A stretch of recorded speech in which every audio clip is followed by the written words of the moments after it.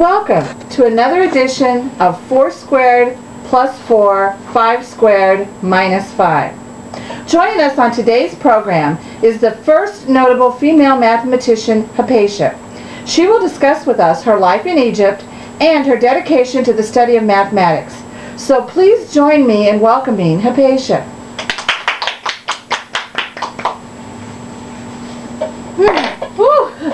Hypatia, thank you so much for joining us today and traveling into the future to be with us here. Oh, it's not a problem.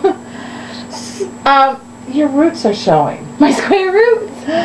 Okay, so let's get to know some of the basics about you. Where and when were you born?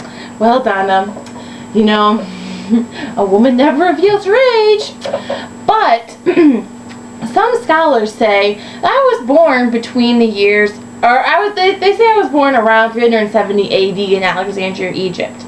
However, once I started studying math, I moved to Rome. So where did you do most of your studying?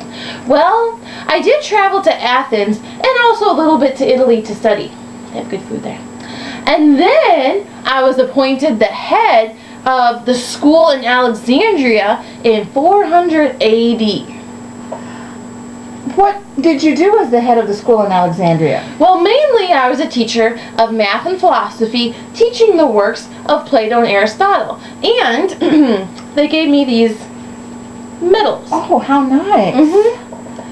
How did you first become interested in the study of math? Well, my father, Theon, was my teacher as well as the last known great mathematician associated with the University of Alexandria. My father and I formed a strong bond, as he taught me his knowledge and shared his passion in the search for answers to the unknown.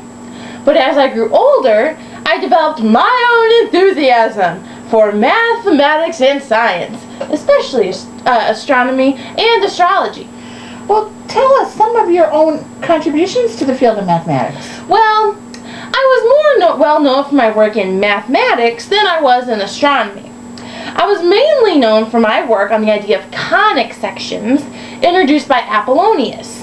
I edited the work on the conics of Apollonius, not a very creative name, he's a man, what can I tell you, which divided conics into different parts by a plane.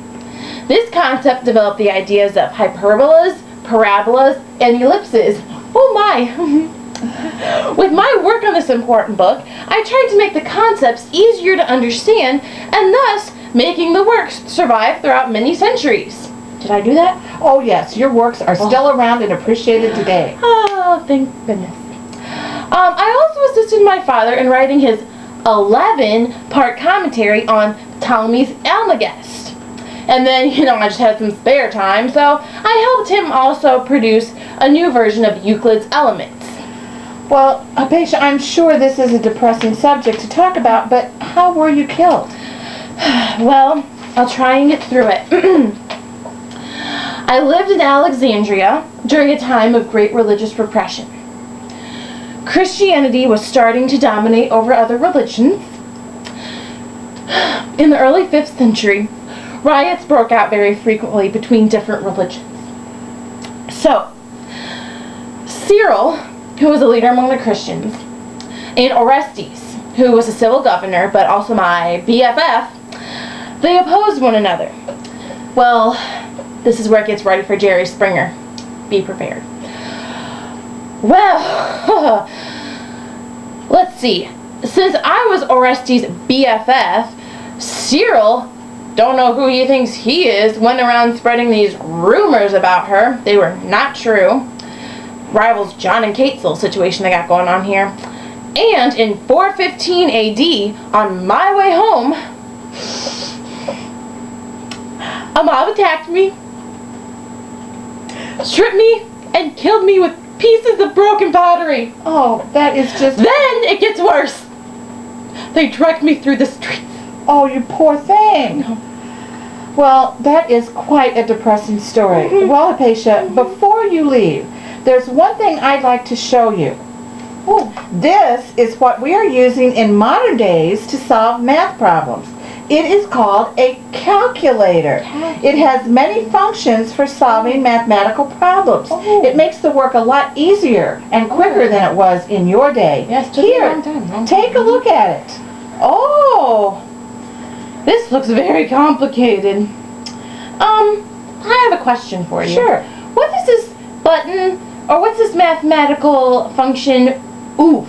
Oh, that's the off button. Oh, yeah, I still don't know what that means. Well, never mind, Hypatia. We thank you for being on this edition of 4 squared plus 4, 5 squared minus 5. Your life ended tragically. However, your life's work remains today. In the years following your death, Descartes, Newton, and Leibniz expanded on your work. You made extraordinary accomplishments for a woman in your time.